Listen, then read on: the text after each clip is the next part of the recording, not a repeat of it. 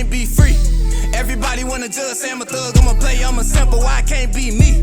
When I walk up in the store, all the Karens get to staring at me. Put my heart in my music, it's still on my sleeve. Everybody been portrayed. So fam, what's the word? It's your boy Spiritual Trey, and it is now episode 108 of the Soulful Thoughts blog. And today we're gonna be talking about healing parental relationships, part 2. Bridging the gap of emotional detachment. If you haven't seen my last video, which is how to raise a parent, part 1, you definitely want to go check that out. That was my last video. In that video, we basically were talking about, situations where you might have a parent that's lost in their insecurity and lost in jealousy or resentment towards you. In this video, we're going to be talking about a relationship with a parent to where you guys still have a relationship with each other, but it just might be a little distant or a little cold, or just, it's just an emotional detachment there, right? Because of the way you were raised, there probably just wasn't a lot of affection in the home. You didn't get a lot of, I love yous. You didn't get a lot of compliments. You didn't get a lot of support and, whatever that you might be into as a kid, right? And that could be for a ton of reasons. It could be because, you just had a lot of siblings and your parents might have, had favoritism for whatever reason, or maybe your parent been through something before you came into the picture and that affected how they loved you and the way that they loved you and everything like that. Whatever the case might be, I came up with 9 steps on how we can bridge the gap that we might have with our parents and make the relationship a little lighter, right? Because the younger generation, most of us are actually spiritually older than the people who brought us in this world, right? So the fact that we're more self-aware of, generational curses and just any, pretty much any generational curses that our family might be dealing with, it's on us to guide our relationships into healthier spaces. You feel me? Because otherwise it's just gonna stay toxic. So without further ado, we're gonna dive into it. How to make a parental relationship that involves emotional detachment a lot more healthier. Step 1 is to take time to shadow work and release. This is very important. The first part of that sentence is the most important, right? Because we all know that time is what truly heals. But you have to combine time with your intent. You have to develop the intent to not only figure out why your parent might have been a little dry and cold to you growing up, but also release the pain from all of those moments to where you had pain to release and you bottled it up. Like all the times you felt hurt that your parent didn't show up when they were supposed to show up for you, or just the realizations that you have that a lot of your insecurities come from your parents not enforcing all of, just not reminding you of all of the things that you have to offer, like reminding you how beautiful you are, reminding you how talented you are. Just being in an environment that lacked that type of validation could be the reason why you in an insecure space, right? So you want to come to, now that you at least have these awarenesses, you have to face these demons. For one, have times where you actually sit to yourself and you let the tears out if need be, or you go to the gym and you get some boxing gloves and maybe punch the punching bag, and whatever you do to just to release the energy, whether it's through tears or through exercise. You have to find ways to release your energy and also do shadow work on the situations that cause this energy. Like I say, try to find out why your parent might have been dry to you growing up. Could it have been because they were victimized as a kid and that affect how they could show love to anyone? Or is it because, they might be lost in their own insecurities of how their life played out? So you might have some other siblings who are showing promise to basically building a life that they always wanted to live. So because of that, they're showing favoritism to your siblings because they feel like they're more talented. They have more of a chance to get them, out of their struggle, pretty much.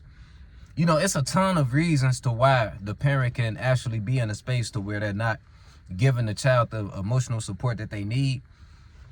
Just you can, and there's tons of ways you can figure out how. It can come from talking to them or talking to others around them, or just from, like I say, just having self-consolations with yourself. Because a lot of the times we subconsciously know things, but because of the fact that we try to ignore our demons and put our emotions in the back of our head, we never can consciously become aware of, you know, some of the things, or some of the reasons why some things may have happened to us. You feel me? So you want to do shadow work on these situations, shadow work on the situation, and just, yeah, figure out your parent's source of their pain. That's really what you aiming to figure out while releasing your pain at the same time. And this takes time. You feel me? It's not like you're going to do one good constellation with yourself, one good shadow work session, and now you know everything. It takes time, right? So take your time and figuring this out and releasing your pain. You feel me? Once you know, you feel like you truly know where your parents' pain might be coming from, to where they couldn't, you know, show you love the way that they supposed to.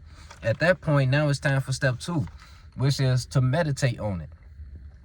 Basically, you want to feel lighter about the situation, right? And the only way you can feel lighter about the situation is releasing that heavy weight on your shoulders. So like I say, you do that through tears, but it's going to come a point to where you no longer have tears anymore in the situation, right? You're going to be a lot more lighter when you think about it. That's when it's time to meditate. Just meditate any potential anger that you may feel away. Now that you have an understanding of why these things happen to you, you just need some time to yourself to fully engrave that understanding into your subconscious mind. And you do that by going into meditation with the intent to engrave these new understandings in your subconscious mind. You feel me? Like, okay, I know my parent was like this because of this. Let me meditate on that and let that thought rest in my subconscious mind. Because once that thought is fully rested in your subconscious mind and it's part of your spiritual atmosphere, it's going to be able to become part of your vibe and how you truly feel and stuff like that. So, and from that point, you're going to truly start to feel better. Like, you won't have, your anger will slowly start to dissipate the more that you meditate on that new understanding that you have. You feel me? Now that's step 2. Step 3 is to give grace. Now that you, like I say, you have a higher understanding, higher overstanding of why your parent was in the space that they've been in, and you've meditated away all of your pain and released all of your pain, and you've come up with this new healthier perception. Now it's time to give grace. You feel me? Now it's time to fully, now that you understand your parent, now it's time to stop taking what they did so personal, right? Because you don't want to hold a grudge with your parent, because you know that's just nothing but keeping yourself in a hill. The whole point of this whole exercise is to get yourself in a healthier space as well, right? So we don't want to hold on to grudges no matter how much you think you want to hold on to it. You feel me? You have to let that go and give grace and understand your parent, and in a way feel sorry that the road that they took led them down the path of, you know, being in the space that they in, to where they couldn't give you the love that they were supposed to. You feel me? So that's step 3, give grace. Step 4 is to find shared hobbies to connect on. Because look, like I say, now that you have this higher understanding of your parent and you are the spiritual adult in a relationship, it's time to take lead and help your child, view their traumas in a more healthy way. So you do that by, you have to approach a child gently, right? And in this case, the child is your parent. You have to approach a child gently and give them something else to focus on while you healing them, right? You can't just say that you finna heal somebody and then, you have to kind of like ease them into it, right? Right. So you ease them into it by finding things to connect on that has nothing to do with what y'all actually went through, y'all trauma or nothing like that. Just something very light to connect on to lighten up y'all relationship a little bit. And that can be hobbies, or even better, if y'all have a shared passion, that's even better. But yeah, just even if y'all don't have a shared hobby, get into something that your parent is into. It's some type of hobby they like. You feel me? Like, even if it's just playing cards, start playing cards with your parent if that's what they like to do, and just have those one-on-one times to where y'all just chilling and connecting on that hobby. You feel me? That's step 4. Now step 5 is to take time. There go that word again, time. Take your time building a surface level friendship with your parent. When y'all bonding over that hobby, it might be enticing to go ahead and want to dive in deep and, and connect with them and see why they did what they did growing up. But ignore that for a little bit, just for a little bit, and connect with your parent on a surface level.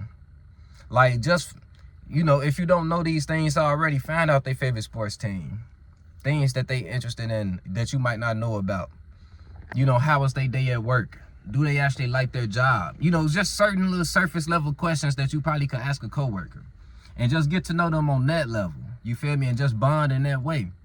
And once you feel like you truly have a certain comfort level with your parent, like, okay, we becoming friends. I'm gonna lead you to step 6, which is to ask questions about their past. This can be questions about their dreams, mistakes they feel like they've made, you know, the biggest mistakes they made in life, past relationships, you know, etc., etc. Get to know your parent, you know, what they want to be when they grow up. Like, just get to know them on a deep level, right? Without necessarily going into y'all traumas. It might lead into them opening up about why they were so stale to you growing up anyway, which that's fine. If it does, you allow it to happen. But just try to get to know them on a deeper level. Get to know the kid version of your parent.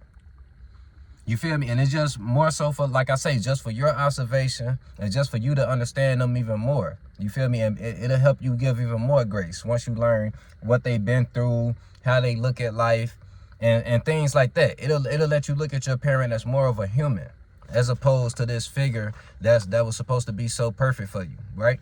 Now, step 7 is to open up about how you feel that they raised you. This is what we've been waiting on, right? Where you finally get to tell your parent how you feel, but in a much more lighter situation. Because at first, when you probably tried to tell them in the past, they'll shoot you off, right? Or just act like what you saying is nonsense, or they'll try to deflect, anything like that. But if you follow these steps correctly, and by now you've already softened them up a little bit, because y'all developed a true connection with each other. Y'all have a shared hobby or a shared passion that y'all truly connect on. You've gotten to know them on a surface level and on a deeper level, like what they want to be into. Hopefully that you've sparked the interest in them to want to get to know you a little deeper, and they've asked you some nice questions. And at this point, you guys have developed a little more of a friendship.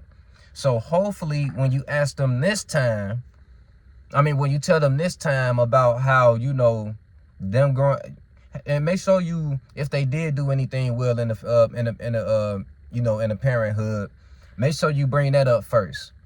Like, just as a precursor to you bringing up what they did wrong.